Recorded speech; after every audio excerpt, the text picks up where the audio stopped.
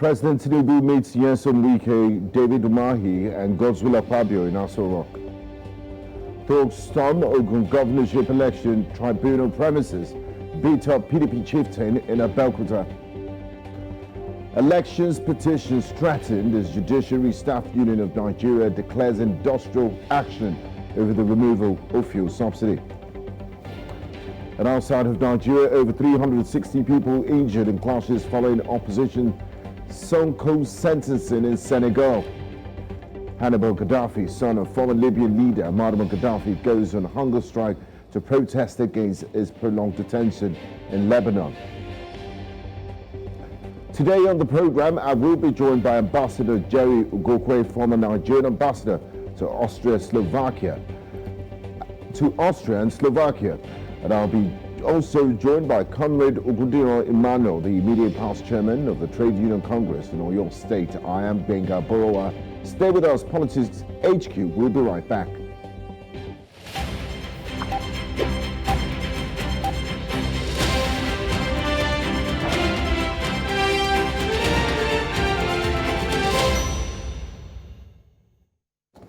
It's now exactly 7 days since President Bola Ahmed Tinubu's inauguration, and quite a lot has taken place, from the makeup of his kitchen cabinet to the big fuel subsidy decision and the reaction so far from Nigerians. There's a lot to take from the current government's first week in charge.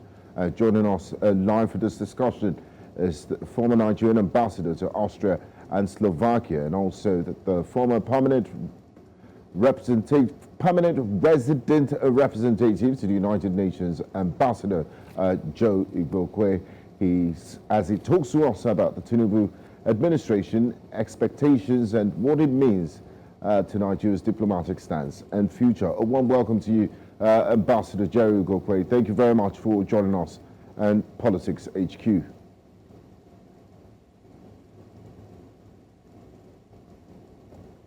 Hello, Ambassador Ugokwe, are you there?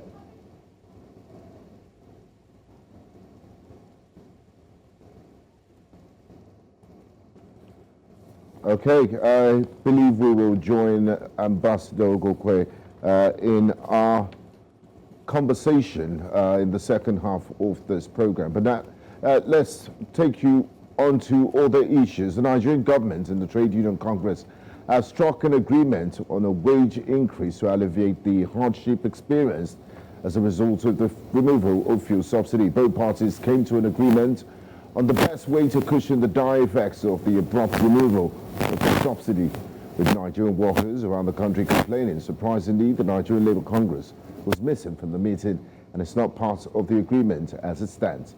The NLC is Nigeria's main pressure group for workers and represents a wider body of the labour force. The absence of the NLC from the agreement has opened fresh suspicions into the veracity and totality of the agreement as Nigerians continue to react to what is so far Bola Ahmed Tinubu's government's biggest step. The labour force has also said it's embarking on a nationwide strike, as stated earlier, to express its disavowal of the government's move. Now, joining us for this discussion is Comrade Ogundiro Emmanuel, the immediate past chairman, Trade Union Congress in Oyo State. A warm welcome to you, Comrade Emmanuel, and thanks for joining us on Politics HQ. It's my pleasure to be with you. It's all in the service to the nation. Thank you very much for inviting me. We're very happy to have you, Comrade Emmanuel. Now, the Nigerian Labour Congress was absent from the reconvened meeting between the federal government and the organized labour representatives. Could you shed some light on the possible reasons for their absence and what implications it may have for the ongoing negotiations?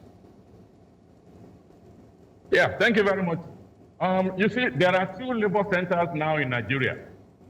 For the junior staff and those ones without demarcation of junior or senior, we have the Nigeria Labour Congress. And for the senior staff, the umbrella is the Trade Union Congress. I was the state chairman of the Trade Union Congress for 6 good years in Oyo State. I've been following events since our president maybe overjoyously or overzealously announced the removal of the fuel subsidy without any planning, without any consultation. We believe issues like that cannot be done unilaterally. There should be consultation. Comrade, sorry to interrupt. Was not. Sorry to interrupt you, Comrade. You did say he did it without planning, and you know, you feel it was just a spur of the moment decision. But the president, when he was campaigning, he was very equivocal about his stance, saying he was going to remove the full subsidy. So I believe some planning might have gone into that decision. Why do you think otherwise? I said without planning because the immediate past regime, there was this little planning, and I believe that was why they went for the $800 million loan. It should be for palliative, to assuage the pain of the removal. But unfortunately, we still have a full month of June. Why did the president announce the removal during his inauguration speech in May? The question people have been asking is, what will happen to the subsidy regime for the month of June?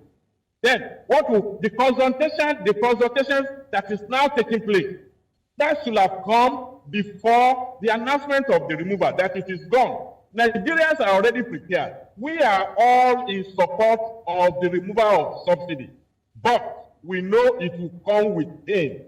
What is the government going to do to assuage the pain? And that is where Mr. President got it wrong. Very pertinent questions that you've just raised in issues, Comrade Emmanuel. Now, the withdrawal of the fuel subsidy is a very contentious issue in Nigeria, and I'm glad you've given your stance. You said, you know, it's a decision that should happen, but what should the government do to assuage the pains of citizens? Now, could you elaborate on the reasons behind the decision and the potential impact this removal of the fuel subsidy will have on the Nigerian population and Nigerian workers?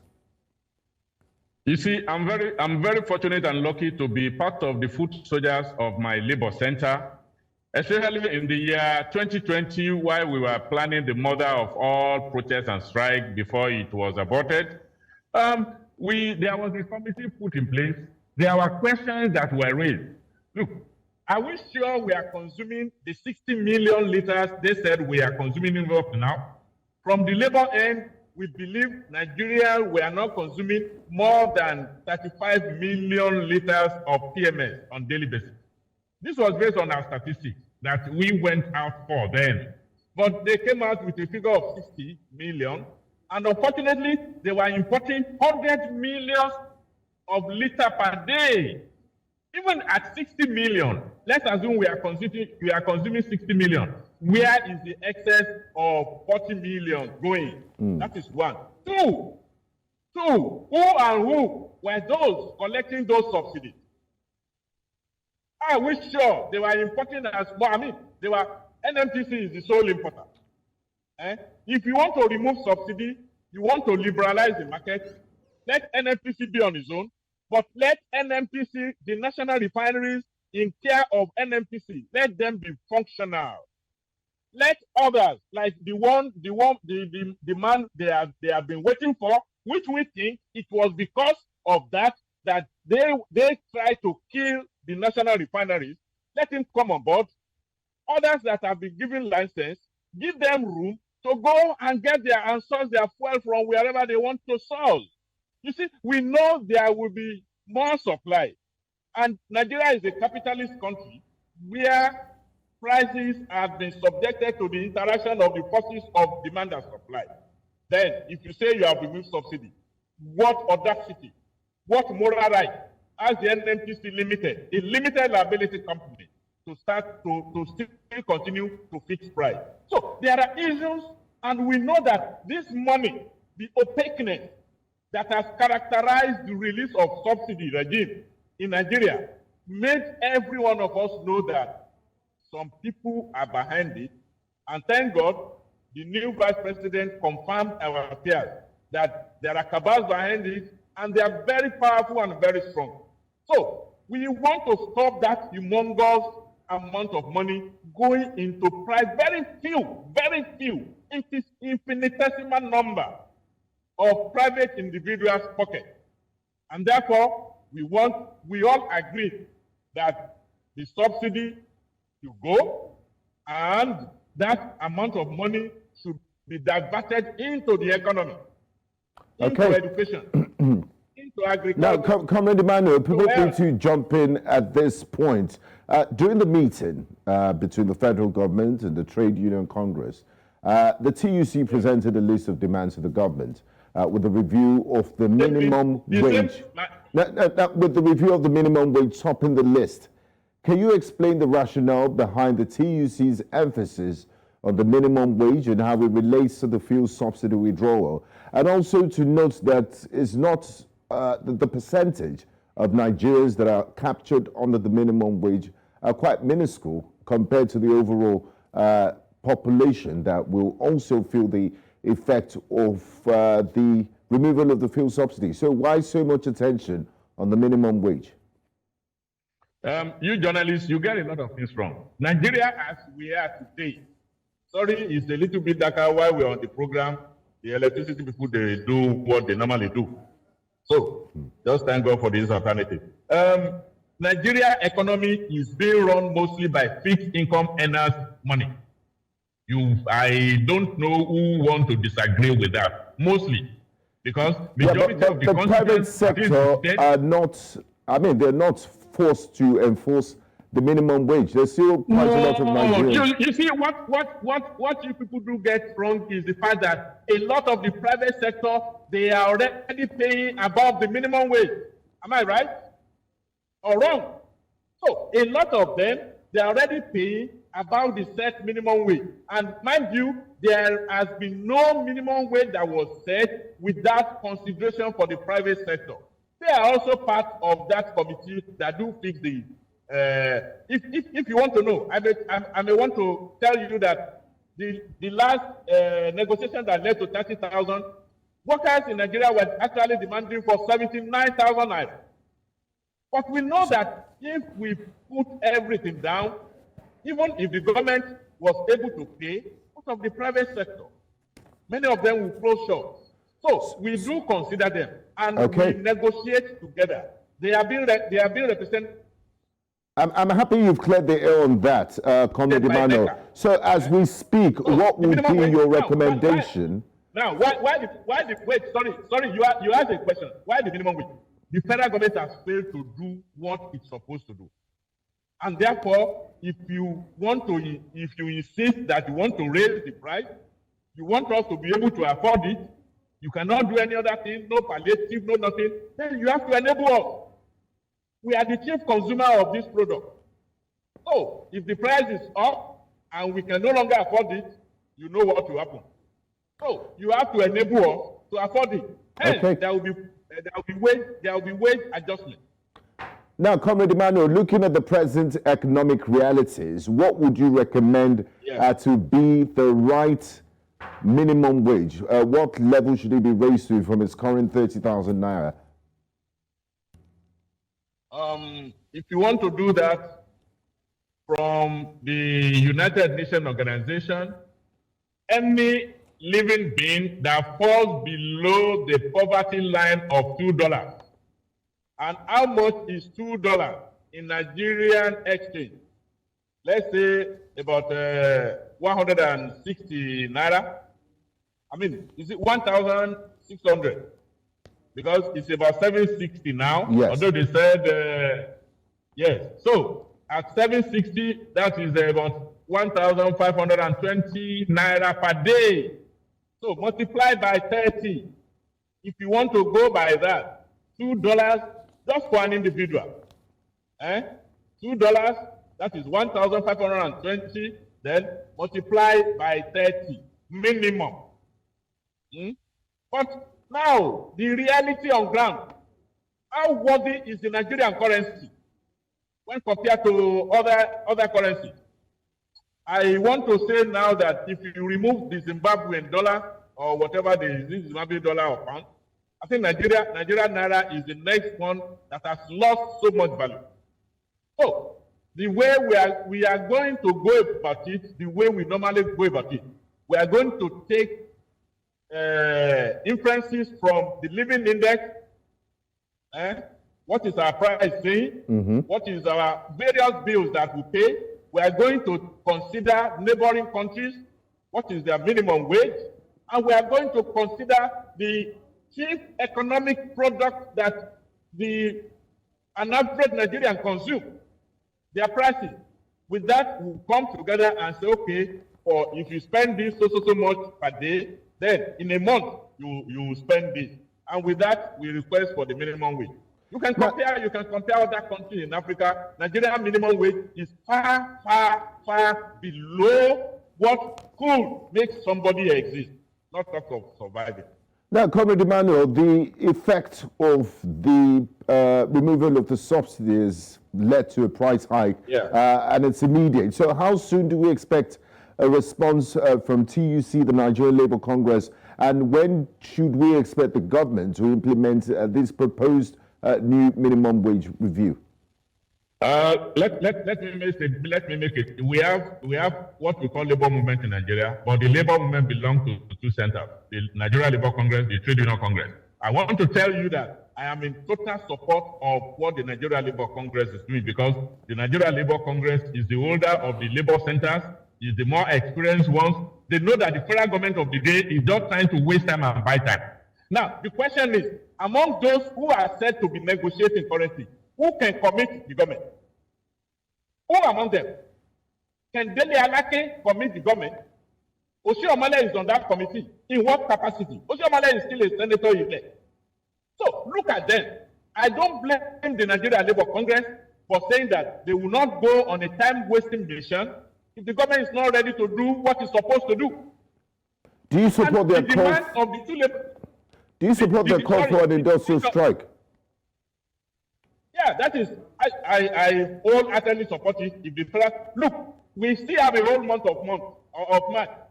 They want, you see, the government wants the other parties to be negotiating under duress. We don't do that. No experienced negotiator will do that. They are forcing us to negotiate under duress. I mean, just let the status quo ante remain. Come back to 195. Let us all negotiate. Let's fast track things before June 30. If it could be concluded, fine, we will see things. The two labor centers, they do not differ in their request that the status quo ante should be maintained and wage should be increased majorly. But the Nigerian Labour Congress, from experience, has seen that government want to waste time. That is, look, they said they are ready to come back to the negotiation table when the government team is properly constituted. No secretary to the government of federation there, no chief of staff there, nobody that can commit the government. I'm very sure Dele Alake cannot commit the government. And that is why, at every simple thing, they will say they are going back to their principal. No, that is not how negotiation is done. Okay. Whoever is negotiation that way, they don't have the enough experience, because on the long run, they may burn their finger. Now, Comrade Emmanuel, in addition to the minimum wage review, the Trade Union Congress also requested a tax break for Nigerian workers. How could such a tax break help alleviate the consequences of the fuel subsidy withdrawal? And are there potential benefits for the working population? We also recall that the government is also trying to shore up its revenue base. So how do you strike a balance? Yes, I said it earlier on. Any sane Nigerian citizen will go for the removal of the subsidy. Although, where we import the type of politics that we play, the United States of America, they still subsidize their fuel.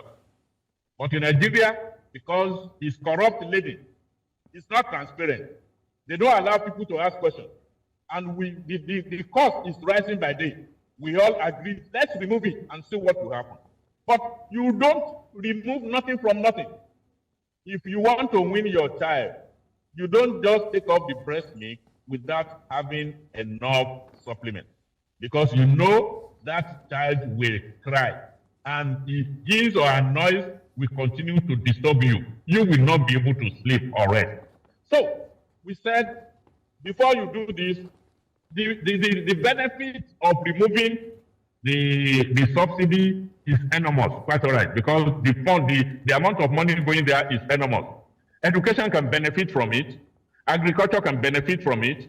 Health, instead of our leaders going overseas for their health care, if you have the necessary environment, the very good and conducive environment in this country, they can stay here. So we said, let our refineries work. The refineries should work. What happened? Why are they not working? Despite billions of naira that have been sunk into the turnaround maintenance of this refinery. Two, we said there must be consultations. The announcement has been made now, and they are now consulting.